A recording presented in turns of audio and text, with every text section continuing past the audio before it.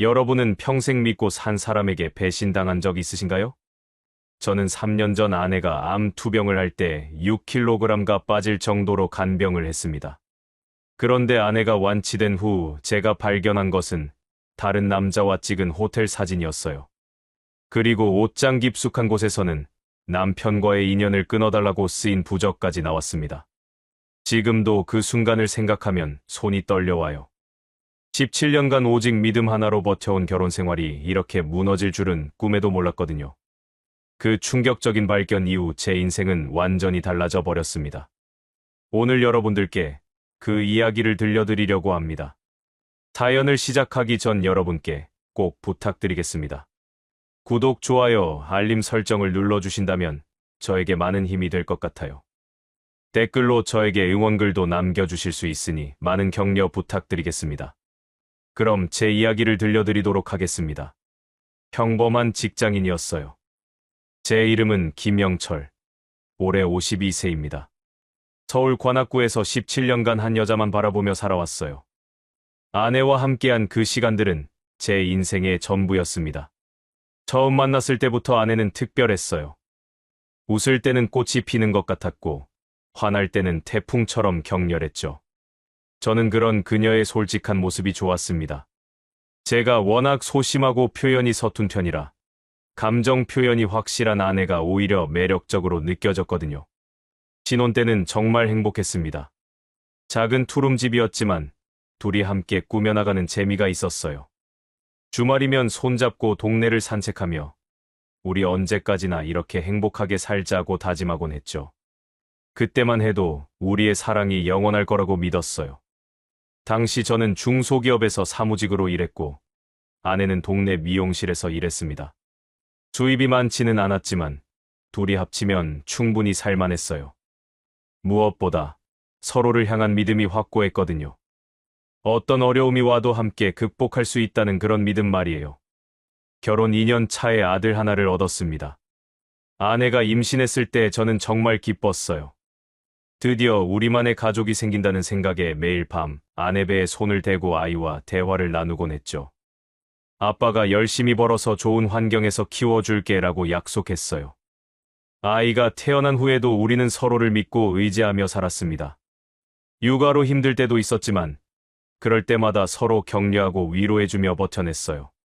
저는 퇴근 후에는 아이 돌보기와 집안일을 도왔고 아내는 아이를 키우며 틈틈이 집에서 할 수 있는 일을 찾아서 했죠. 그렇게 17년이라는 시간이 흘렀습니다. 짧지 않은 세월 동안 우리는 오직 믿음 하나로 모든 것을 견뎌왔어요. 경제적으로 어려울 때도, 육아로 지칠 때도 서로에 대한 신뢰만큼은 한 번도 의심해 본 적이 없었거든요. 그 믿음이야말로 우리 가족을 지탱해주는 가장 소중한 자산이라고 생각했습니다. 하지만 시간이 지나면서 저는 점점 깨달았어요. 우리의 결혼 생활이 생각보다 위태롭다는 것을요. 겉으로는 평범해 보였지만 집안에서는 늘 긴장의 끈을 놓을 수 없었거든요. 아내는 감정 기복이 정말 심했어요. 아침에 웃으며 오늘 회식 있다고 했지? 조심히 다녀와. 라고 말하던 사람이 제가 퇴근해서 돌아오면 갑자기 왜 이렇게 늦었어? 진짜 회식이었어? 라며 의심의 눈초리를 보내곤 했습니다. 처음에는 저를 걱정해서 그러는 거라고 생각했어요. 하지만 점점 그 강도가 심해졌죠. 사소한 일에도 폭발하는 경우가 많았어요. 제가 설거지를 하다가 그릇 하나를 깨뜨렸을 때였어요. 미안해, 실수했어. 라고 사과했는데 아내는 갑자기 화를 내며 저를 밀쳤어요. 그리고는 당신은 항상 그래. 조심성이 없다니까. 라며 옆에 있던 리모컨을 제게 던졌습니다. 그런 일들이 한두 번이 아니었어요. 제가 TV 채널을 바꿨다고 화를 내기도 하고 아이가 울 때 달래는 방법이 마음에 안 든다며 제 팔을 때리기도 했죠. 당신 때문에 애가 더 온다고. 라며 소리를 지르는 아내를 보면서 저는 점점 위축되어 갔어요. 밤에 잠들기 전에도 마음이 편치 않았어요. 내일 아침에는 또 어떤 일로 화를 낼까? 오늘 제가 한 행동 중에 잘못된 게 있었을까 하는 생각들로 잠을 설치곤 했거든요. 집이 편안한 휴식처가 아니라 언제 폭발할지 모르는 시한폭탄 같은 느낌이었어요. 친구들과 만날 때도 속 시원히 털어놓을 수 없었어요. 우리 와이프가 좀 성격이 급해서 라고 둘러대곤 했죠. 다른 사람들에게는 부부싸움 정도로 여겨질 수 있는 일들이었지만 저에게는 매일매일이 전쟁 같았거든요. 아내의 감정 변화를 예측하는 것도 불가능했어요.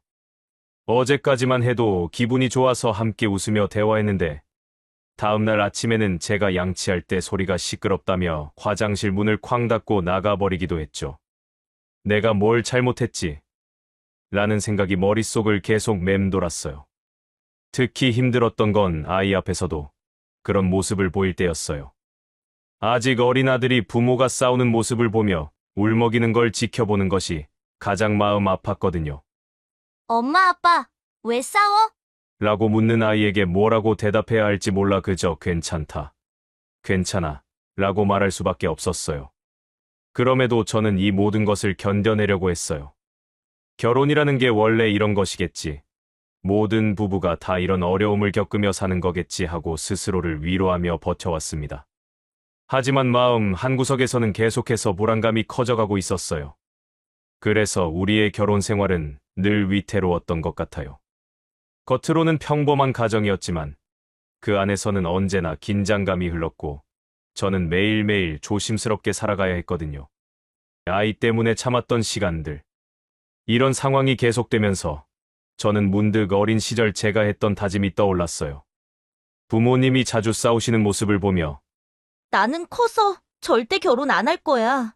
2번 다시 이런 일은 겪지 않을 거야. 라고 마음속으로 다짐했던 그 순간 말이에요. 당시 초등학교 5학년이었던 저는 매일 밤 부모님의 큰 소리에 잠을 설쳤어요. 아버지는 술을 드시고 들어와서 화를 내셨고 어머니는 그런 아버지에게 맞서 소리를 지르곤 하셨죠. 어린 제가 보기에는 정말 무서웠어요. 왜 어른들은 이렇게 싸우면서 같이 살까? 라는 생각이 들었거든요. 그런데 지금 제가 그때 보았던 부모님과 똑같은 상황에 놓여 있다는 걸 깨달았을 때 정말 절망스러웠어요. 제가 그토록 피하고 싶었던 그런 결혼 생활을 하고 있었던 거예요. 아내가 화를 낼 때마다 어린 시절의 기억이 떠올라 가슴이 답답해졌습니다.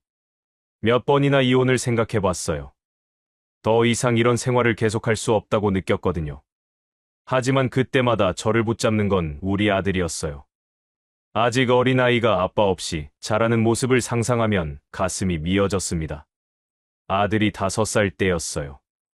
부모가 싸우는 모습을 보고 울면서 아빠, 엄마 아프게 하지 마. 라고 말하는 걸 보았을 때 제 마음이 완전히 무너져 내렸어요. 이 아이만큼은 저처럼 상처받으며 자라게 할 수 없다는 생각이 들었거든요. 그래서 저는 참기로 했어요. 아내가 저를 밀치고 물건을 던져도 소리를 지르고 욕을 해도 그냥 묵묵히 견뎌내기로 마음먹었습니다. 아이 하나 때문에라도 이 가정을 지켜야 한다고 생각했어요. 매일 밤 잠들기 전에 아들의 잠든 얼굴을 보면서 이 아이가 좀 더 클 때까지만이라도 버텨보자 라고 스스로에게 다짐하곤 했어요. 아이에게만큼은 좋은 아버지가 되고 싶었거든요. 친구들이 왜 그렇게 살아? 이혼하는 게 낫지 않아? 라고 조언할 때마다 저는 아이 때문에 그럴 수 없어 라고 대답했어요. 실제로 그것이 제가 이 결혼 생활을 이어가는 유일한 이유였으니까요.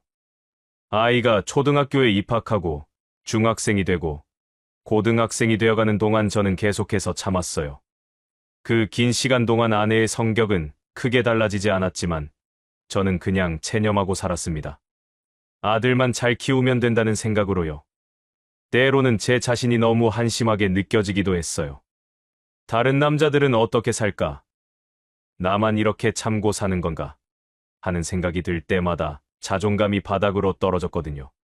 하지만 그럴 때마다 아들 생각을 하며 다시 마음을 다잡았어요.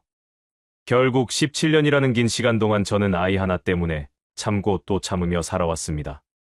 제 행복보다는 아이의 안정된 가정 환경이 더 중요하다고 생각했거든요. 그것이 아버지로서 제가 할 수 있는 최선이라고 믿었어요. 그렇게 아이를 위해 참고 살던 어느 날, 갑작스럽게 모든 것이 바뀌었어요. 아내가 유방암 2기 진단을 받은 거예요. 병원에서 의사 선생님이 검사 결과가 나왔는데요. 유방암입니다.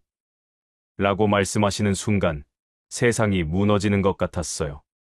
그때까지만 해도 아내와의 관계 때문에 매일 스트레스를 받으며 살았는데 갑자기 암이라는 말을 들으니 모든 것이 달라 보였어요. 진료실에서 나오는 아내의 얼굴은 창백했고 평소에 그렇게 강했던 사람이 한순간에 작아져 보였거든요. 집으로 돌아오는 차 안에서 아내는 한마디도 하지 않았어요. 저도 뭐라고 위로해야 할지 몰라서 그냥 조용히 운전만 했죠. 그런데 문득 이런 생각이 들었어요. 지금까지 제가 받았던 상처나 고통이 과연 중요한 걸까? 생명 앞에서는 그런 것들이 아무것도 아니구나 하는 깨달음이 왔거든요. 그날 밤 아내는 침대에 누워서 천장을 바라보며 말했어요. 나 죽는 건 아니겠지? 그 말을 듣는 순간 가슴이 찢어지는 것 같았어요. 평소에 그렇게 강하게 저를 대했던 아내가 이렇게 약해진 모습을 보니 제 마음도 완전히 달라졌습니다. 괜찮을 거야. 요즘 의학이 발달해서 충분히 치료할 수 있어. 라고 말하면서도 저 자신도 확신이 서지 않았어요. 하지만 아내에게는 희망적인 말만 해주고 싶었거든요. 그 순간부터 저는 아내의 생명이 제일 중요하다는 생각만 들었어요. 다음 날부터 본격적인 치료가 시작되었어요. 수술 날짜를 잡고 항암 치료 계획을 세우고 여러 가지 검사를 받아야 했죠. 그 모든 과정에서 저는 아내 곁에 있으려고 노력했어요. 회사에서도 상황을 설명하고 최대한 시간을 내려고 했습니다. 수술 전날 밤, 아내가 갑자기 제 손을 잡으며 말했어요. 여보, 미안해. 그동안 내가 너무 심했지? 그 말을 듣는 순간 눈물이 났어요. 지금까지 한 번도 사과한 적이 없던 아내가 처음으로 미안하다고 하는 거였거든요. 그런 말 하지 마. 지금은 치료에만 집중하자. 라고 대답했지만 속으로는 복잡한 감정이 들었어요. 평소에 받았던 상처들이 한순간에 다 용서되는 것은 아니었지만 그래도 지금은 그런 것보다 아내의 건강이 더 중요하다고 생각했거든요. 수술실 앞에서 기다리던 그 긴 시간 동안 저는 정말 많은 생각을 했어요. 만약 아내에게 무슨 일이 생긴다면 어떻게 될까? 아이는 어떻게 키워야 할까? 그런 생각들이 머릿속을 가득 채웠죠. 다행히 수술은 성공적으로 끝났어요. 의사 선생님이 수술은 잘 됐습니다. 이제 회복에 집중하시면 돼요. 라고 말씀해 주셨을 때 정말 안도의 한숨이 나왔거든요. 그 순간부터 저는 완전히 달라졌어요. 지금까지 제가 받은 상처나 고통보다는 아내의 생명을 먼저 생각하게 된 거죠. 암이라는 큰 시련 앞에서 부부간의 작은 갈등들은 정말 사소하게 느껴졌어요. 이제는 오직 아내가 건강하게 회복하는 것만이 제 목표가 되었습니다. 그렇게 아내의 치료가 본격적으로 시작되면서 저의 일상은 완전히 바뀌었어요. 수술 후 회복 기간 동안 아내는 거의 움직일 수 없는 상태였고 저와 시누이가 번갈아가며 병간호를 해야 했습니다. 시누이는 주간에, 저는 퇴근 후부터 새벽까지 병원에서 지내는 패턴으로 역할을 나눴어요. 매일 오후 6시에 회사에서 나오자마자 병원으로 달려갔어요. 지하철을 타고 가는 30분 동안도 마음이 조급했죠. 오늘은 아내 상태가 어떨까? 혹시 갑자기 안 좋아진 건 아닐까? 하는 걱정으로 가득했거든요. 병원에 도착하면 제일 먼저 간병실로 뛰어가서 아내의 얼굴을 살펴봤어요. 항암 치료를 받는 동안 아내는 정말 많이 힘들어했어요. 머리카락이 빠지기 시작하고 구토와 메스꺼움 때문에 제대로 식사도 못했죠. 여보, 너무 힘들어. 이렇게 사는 게 의미가 있나? 라고 울먹이는 아내를 보면서 저도 같이 울고 싶었어요. 하지만 제가 흔들리면 안 된다는 생각에 억지로라도 밝은 모습을 보여주려고 했습니다. 밤에는 거의 잠을 설쳤어요. 아내가 조금이라도 끙끙 앓는 소리를 내면 바로 일어나서 물을 갖다 드리고 베개를 다시 받쳐드리고 등을 쓰다듬어 주곤 했어요. 간병용 간이 침대에서 자긴 했지만 실제로는 1시간에 한 번씩은 깨어서 아내의 상태를 확인했거든요. 특히 힘들었던 건 아내가 밤중에 갑자기 열이 나거나 호흡이 힘들어할 때였어요. 그럴 때마다 간호사를 불러야 하는데 제 심장도 쿵쿵 뛰면서 정말 무서웠거든요. 괜찮을 거야. 괜찮을 거야. 라고 계속 중얼거리면서 아내의 손을 꼭 잡고 있었어요. 아침이 되면 출근 준비를 하면서도 아내에게 아침을 챙겨드리고 오늘 받을 치료에 대해서도 설명해드렸어요. 진우이가 오는 9시까지는 제가 지켜야 했거든요. 그러다 보니 제대로 씻지도 못하고 출근하는 날이 많았어요. 회사에서도 집중이 안 됐어요. 일하는 도중에도 계속 아내 생각만 났고 신우이한테서 연락이 올까봐 핸드폰을 수시로 확인했죠. 점심시간에는 밥도 제대로 못 먹고 병원에 전화해서 아내 상태를 확인하곤 했어요. 그런 생활을 몇 개월 동안 계속하니까 제 몸도 감당이 안 되기 시작했어요. 처음에는 70kg이었던 체중이 64kg까지 줄어들었거든요. 6kg 가까이 빠진 거예요. 동료들이 영철아, 너 너무 마른 것 같은데 괜찮아? 라고 걱정할 정도였어요. 식사도 제대로 챙겨 먹지 못했어요. 병원에서는 아내 식사 챙기느라 바빴고 집에 와서는 너무 피곤해서 그냥 라면 하나 끓여 먹고 잠들기 일쑤였거든요. 체력적으로도 정신적으로도 한게 다 다른 느낌이었어요. 하지만 그럼에도 저는 포기할 수 없었어요. 아내가 하루하루 조금씩이라도 회복되는 모습을 보면서 희망을 잃지 않으려고 했거든요. 제 삶 전체가 오직 아내의 간병에만 집중되어 있었지만 그것이 제가 할 수 있는 최선이라고 생각했어요. 주말에는 아예 병원에서 지냈어요. 아들도 가끔 병원에 와서 엄마를 돌보는 제 모습을 보곤 했는데 아빠, 고생 많아. 라고 말해주는 아이를 보면서 더욱 힘을 냈던 것 같아요. 그렇게 몇 개월 동안 제 모든 에너지와 시간을 아내의 치료와 간병에 쏟아부었습니다. 지금 생각해보면 정말 힘든 시간이었지만 그때는 그것 외에는 다른 생각을 할 여유조차 없었어요. 오직 아내가 건강하게 회복되기만을 바라는 마음으로 하루하루를 버텨냈던 거죠.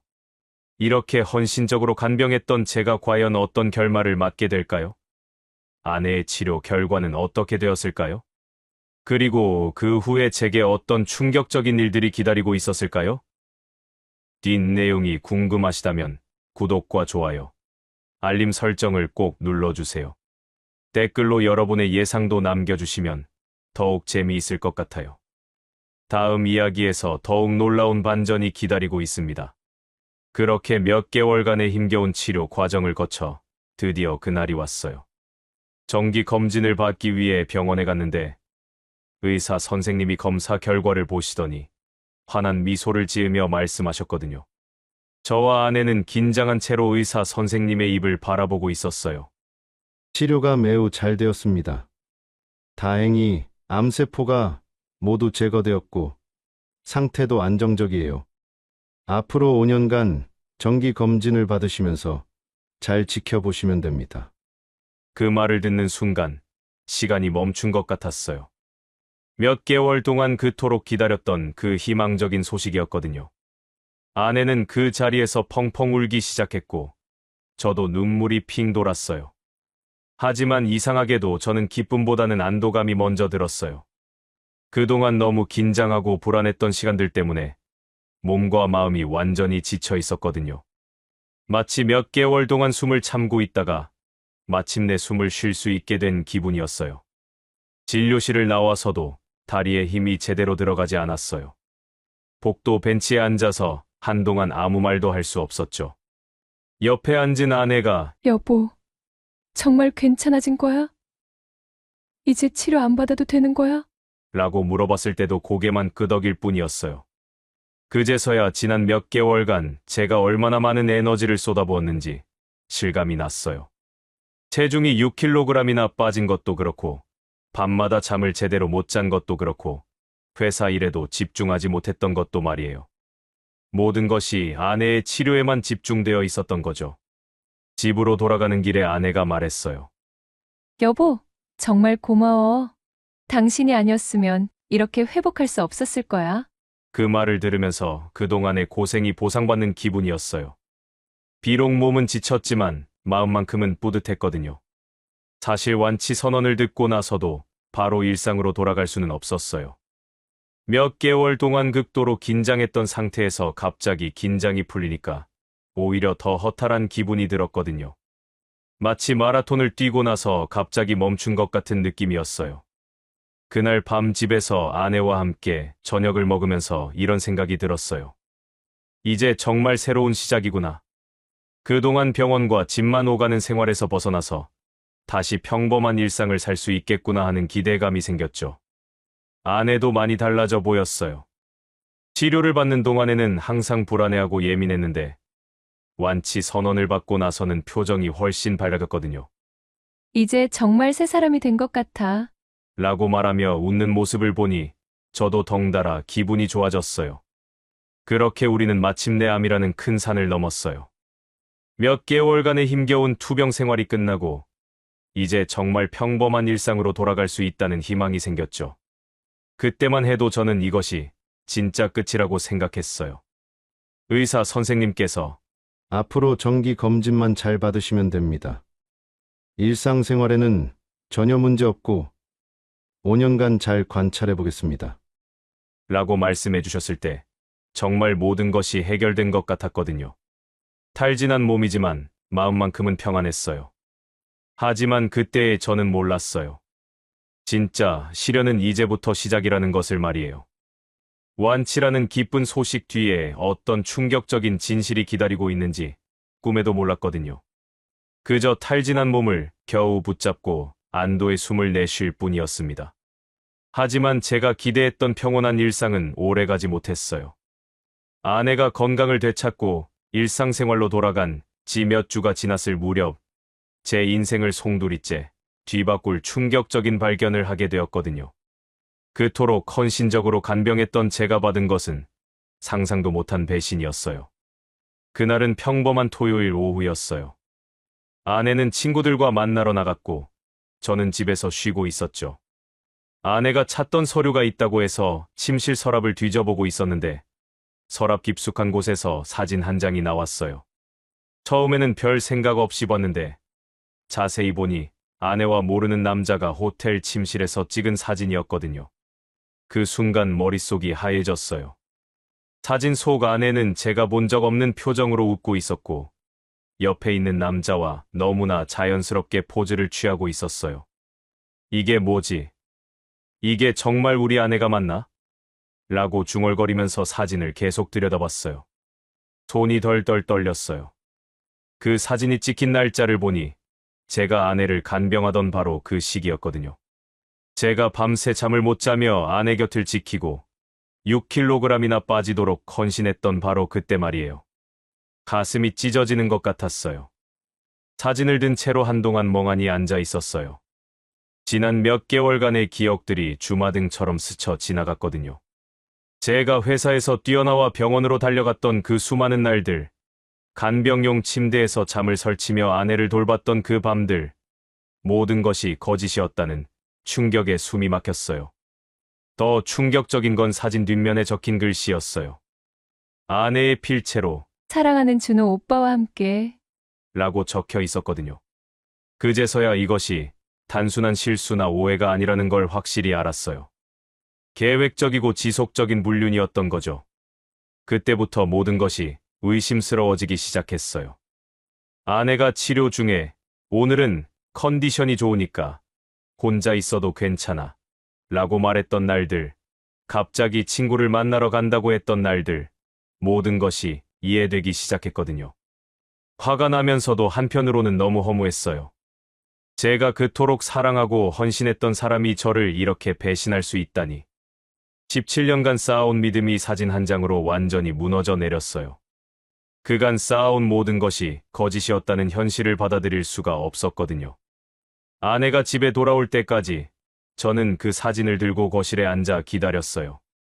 문이 열리는 소리가 들렸을 때 가슴이 쿵쿵 뛰었죠. 평소와 다름없이 여보, 나왔어. 라고 말하며 들어오는 아내를 보면서 이 사람이 정말 제가 알던 그 사람이 맞나 하는 생각이 들었어요. 저는 떨리는 손으로 사진을 아내에게 보여줬어요. 그 순간 아내의 얼굴이 창백해지는 것을 봤거든요. 더 이상 변명할 수도, 부인할 수도 없는 확실한 증거였으니까요. 그렇게 저희 부부의 17년 결혼 생활에 금이 가기 시작했어요. 지금까지 제가 해왔던 모든 헌신과 사랑이 한순간에 배신으로 되돌아온 그 충격적인 순간. 정말 세상이 무너지는 것 같았습니다. 하지만 이것은 시작에 불과했어요. 더 큰 충격이 저를 기다리고 있었거든요. 사진을 두고 아내와 격렬하게 다툰 그날 밤, 저는 도저히 잠을 이룰 수 없었어요. 아내는 처음에는 부인하려 했지만 결국 모든 것을 인정했거든요. 하지만 제가 받은 충격은 거기서 끝나지 않았어요. 며칠 후 더욱 충격적인 발견을 하게 되었으니까요. 아내가 또 외출한 어느 날, 저는 화가 나서 옷장을 정리하고 있었어요.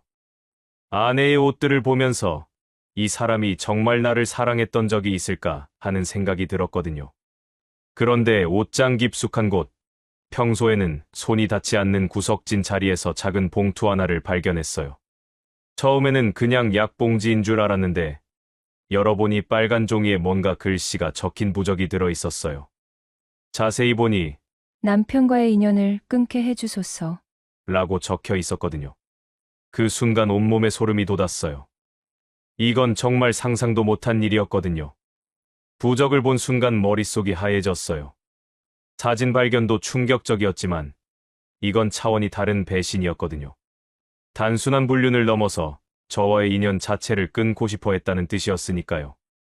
17년 동안 함께 살면서 이런 마음을 품고 있었다니 정말 믿을 수가 없었어요. 부적을 들고 한참을 멍하니 서 있었어요. 언제부터 이런 마음을 가지고 있었을까? 제가 그렇게 헌신적으로 간병할 때도 이런 생각을 하고 있었을까? 그런 생각들이 머릿속을 가득 채웠거든요. 가슴이 너무 아파서 숨 쉬기도 힘들었어요. 더 충격적인 건 부적이 비교적 최근에 만들어진 것 같다는 점이었어요. 종이도 새 것 같았고 글씨도 선명했거든요. 혹시 제가 간병하는 동안에 만든 건 아닐까 하는 생각이 들어서 온몸이 떨렸어요. 그럼 내가 밤새 간병하고 있을 때 이런 부적을 만들고 있었다는 말인가? 라고 중얼거렸어요. 그때 아내가 집에 들어왔어요. 저는 떨리는 손으로 부적을 아내에게 보여줬거든요. 아내의 얼굴이 순식간에 창백해졌어요. 이게 뭐야? 언제 만든 거야? 라고 물었을 때 아내는 아무 말도 할 수 없었어요. 그저 고개만 숙이고 서 있을 뿐이었죠. 그 모습을 보면서 모든 것이 확실해졌어요. 사진은 불륜의 증거였지만 이 부적은 저에 대한 완전한 거부의 표현이었거든요. 그날 밤 저는 정말 많이 울었어요. 17년간 함께한 세월이 이렇게 끝나다니. 제가 그토록 사랑하고 헌신했던 사람이 저와의 인연을 끊고 싶어 했다니. 정말 세상이 무너지는 것 같았거든요. 더 이상 이 결혼 생활을 지속할 이유를 찾을 수 없었어요. 부적 뒷면에는 날짜까지 적혀 있었어요. 확인해보니 제가 아내 간병으로 가장 힘들어하던 바로 그 시기였거든요. 제가 체중이 6kg이나 빠지도록 헌신하고 있을 때 아내는 저와의 인연을 끊어달라고 빌고 있었던 거예요. 이보다 더 큰 배신이 어디 있겠어요. 그 순간 저는 결심했어요. 더 이상 이런 관계를 지속할 수 없다고. 아무리 17년을 함께 했어도, 아무리 아이가 있어도 이런 상황에서는 헤어지는 것이 서로에게 낫겠다고 생각했거든요. 사진과 부적, 이 두 가지 증거만으로도 충분했어요. 하지만 정말 놀라운 건 아내의 반응이었어요. 모든 게 들통났는데도 미안해. 다시는 안 그럴게. 같은 말은 전혀 하지 않더라고요. 오히려 당신도 이제 알았으니 좋잖아. 라는 식으로 나오는 거예요. 그 순간 정말 이 사람과는 더 이상 함께할 수 없다는 확신이 들었습니다. 그렇게 며칠을 고민한 끝에 저는 더 이상 참을 수 없다는 결론에 도달했어요. 17년이라는 긴 시간을 함께했지만 사진과 부적이라는 명백한 증거 앞에서는 어떤 변명도 통하지 않았거든요. 결국 저는 이혼 소송을 제기하기로 마음을 굳혔습니다. 변호사 사무실을 찾아간 날이 아직도 생생해요. 처음에는 17년 결혼 생활을 이렇게 끝내는 것이 맞는지 확신이 서지 않았거든요. 하지만 변호사님께 모든 상황을 설명하고 증거들을 보여드리자 충분한 이혼 사유가 됩니다. 라고 말씀해 주셨어요. 소장을 접수하는 순간 정말 복잡한 기분이었어요. 한편으로는 이제야 이 지긋지긋한 관계에서 벗어날 수 있다는 안도감이 들었지만 다른 한편으로는 17년이라는 세월이 이렇게 끝나는 것에 대한 아쉬움도 있었거든요. 하지만 돌이킬 수 없는 선택이었어요. 아내에게 이혼 소송 사실을 통보했을 때 반응이 의외였어요. 오히려 그래, 이제 끝내자. 나도 지겨웠어. 라는 식으로 나오더라고요. 그 말을 듣는 순간 정말 허탈했어요. 제가 그토록 지키려고 했던 가정이 아내에게는 그저 지겨운 것이었다니. 첫 번째 조정 시간에 법원에 갔을 때 가슴이 두근거렸어요. 17년을 함께한 사람과 법정에서 마주 앉는다는 것이 현실감이 없었거든요. 조정위원님이 화해 가능성은 없습니까? 라고 물으셨을 때 저는 단호하게 없습니다. 라고 대답했어요. 조정 과정에서 아내는 끝까지 자신의 잘못을 인정하지 않으려고 했어요. 사진에 대해서는 단순한 친구 사이였다 고 주장했고, 부적에 대해서는 장난으로 한 것이라고 둘러댔죠. 하지만 명백한 증거 앞에서 그런 변명은 통하지 않았어요. 특히 제가 아내의 폭력적인 행동들에 대해 증언할 때 조정위원님들도 놀라는 표정을 지으셨어요. 17년 동안 제가 당해온 일들을 하나하나 설명하니까 이것이 단순한 성격 차이가 아니라는 것을 이해해 주셨거든요. 조정이 결렬되고 본격적인 재판이 시작되었어요. 법정에 서는 날마다 가슴이 답답했지만 동시에 이제 모든 것이 정리될 거라는 기대감도 있었어요. 변호사님이 체계적으로 증거를 제시해 주셔서 저희 쪽이 유리한 상황이었거든요. 아내 측에서는 계속해서 제가 과장하고 있다고 주장했어요. 남편이 예민해서 작은 일도 크게 받아들이는 것이라고 변명했죠. 하지만 사진과 부적, 그리고 제가 제출한 여러 증거들 앞에서는 어떤 변명도 소용없었어요. 재판 과정에서 아들도 증인으로 나와야 했어요. 그때가 가장 마음 아팠던 것 같아요. 아직 어린아이가 부모의 이혼 재판에서 엄마가 아빠를 자주 때렸어요. 라고 증언하는 모습을 보니 정말 가슴이 찢어졌거든요. 몇 차례의 변론을 거쳐 마침내 판결일이 왔어요.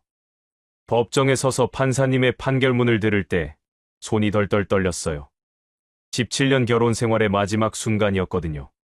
판사님이 이혼을 인용한다 고 말씀하시는 순간 정말 모든 것이 끝났다는 생각이 들었어요.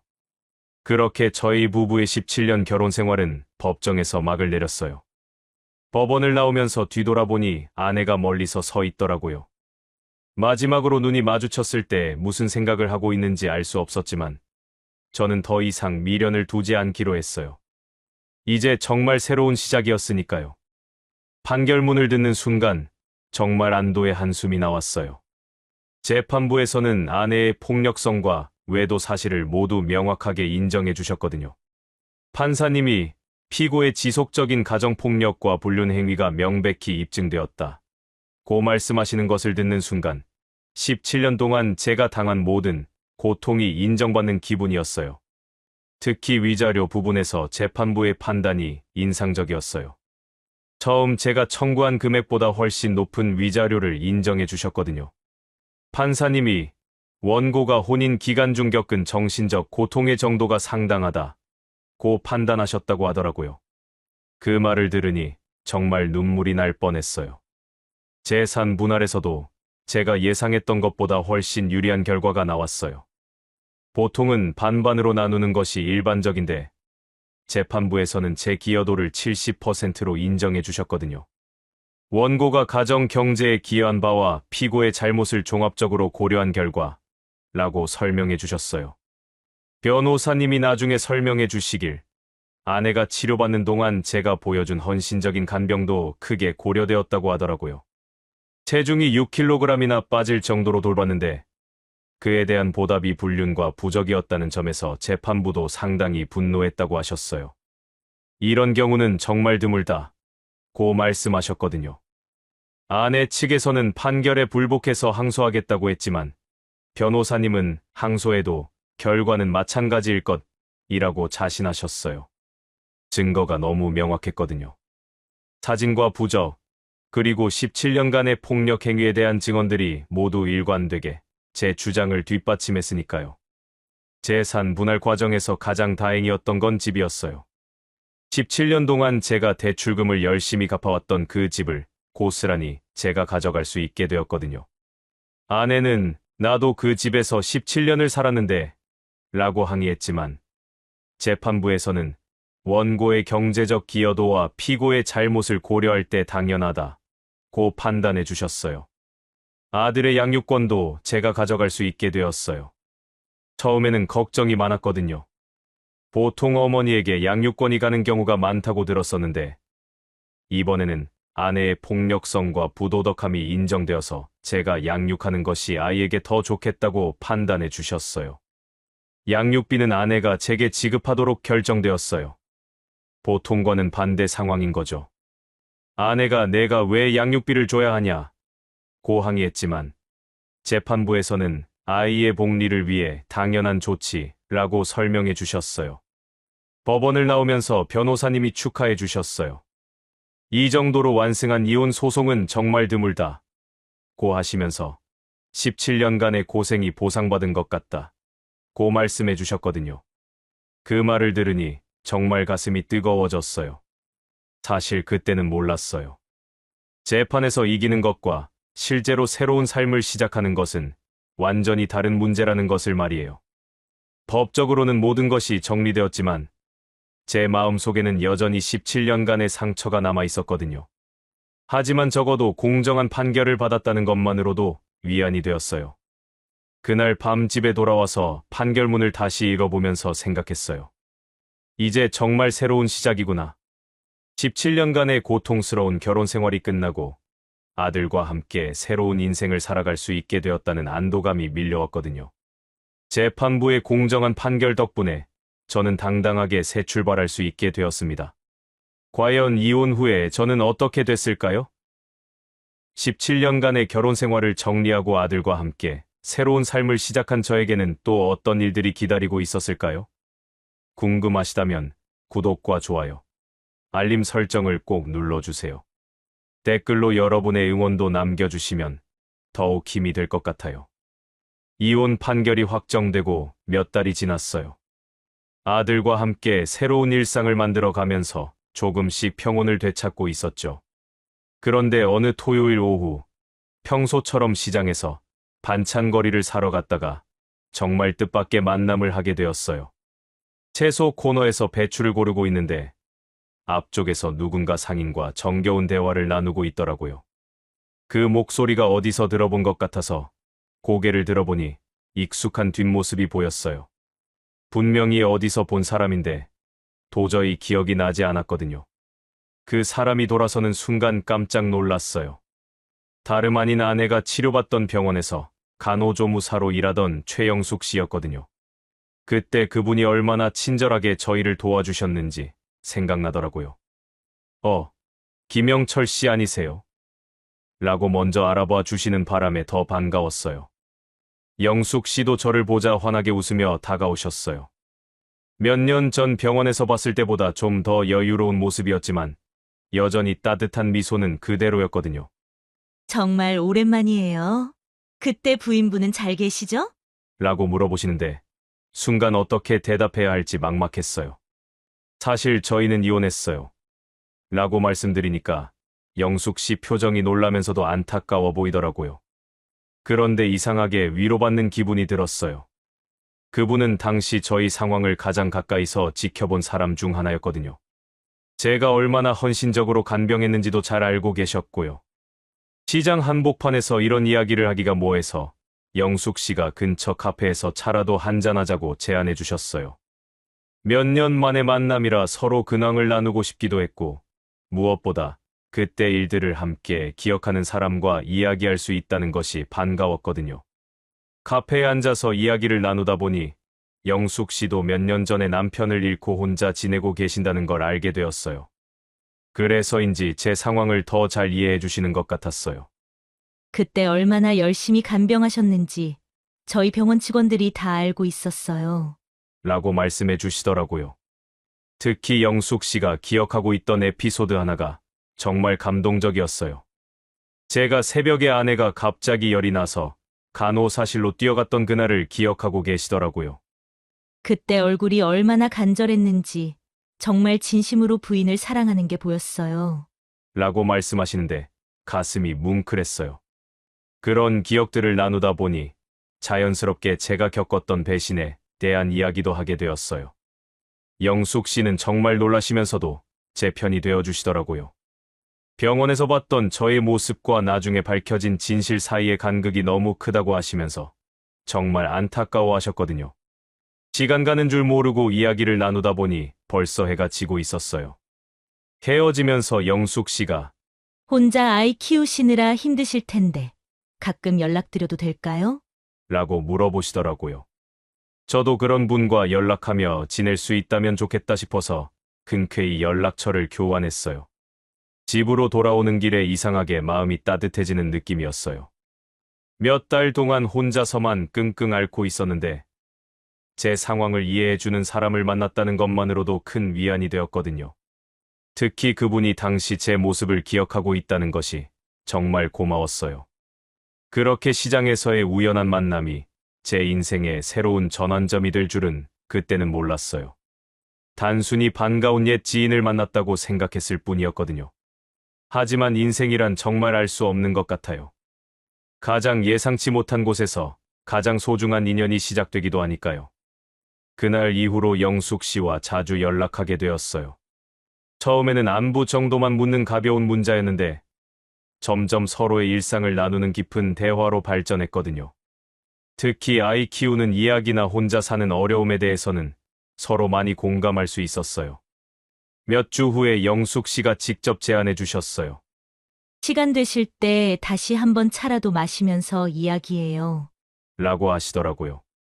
저도 그런 시간이 필요했던 터라 흔쾌히 응했죠.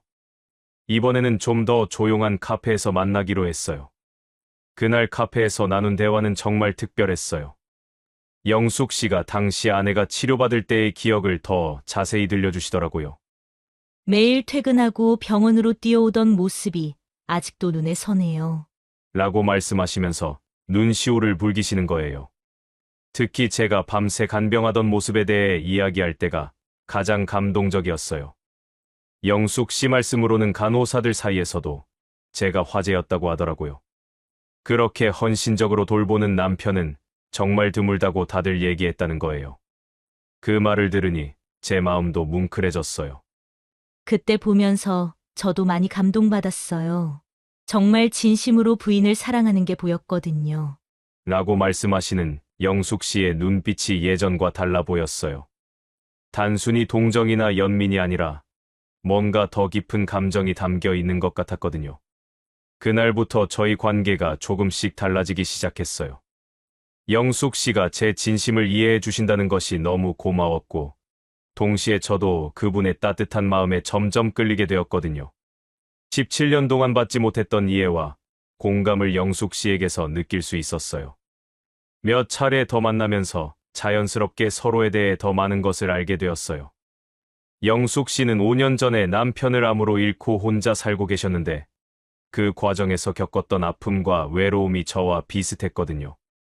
서로의 상처를 이해하고 위로해주는 관계가 되었어요.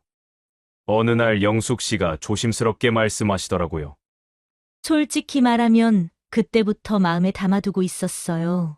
그렇게 헌신적으로 간병하는 모습을 보면서 정말 좋은 분이라고 생각했거든요. 그 고백을 들었을 때 가슴이 두근거렸어요. 저도 솔직하게 제 마음을 털어놓았어요. 이혼 후 상처받은 마음을 누구에게도 털어놓을 수 없었는데 영숙 씨만은 모든 것을 이해해 주시니까 점점 의지하게 되었다고요. 당신과 함께 있으면 마음이 편안해져요. 라고 말씀드렸어요. 그렇게 자연스럽게 저희는 연인 사이가 되었어요.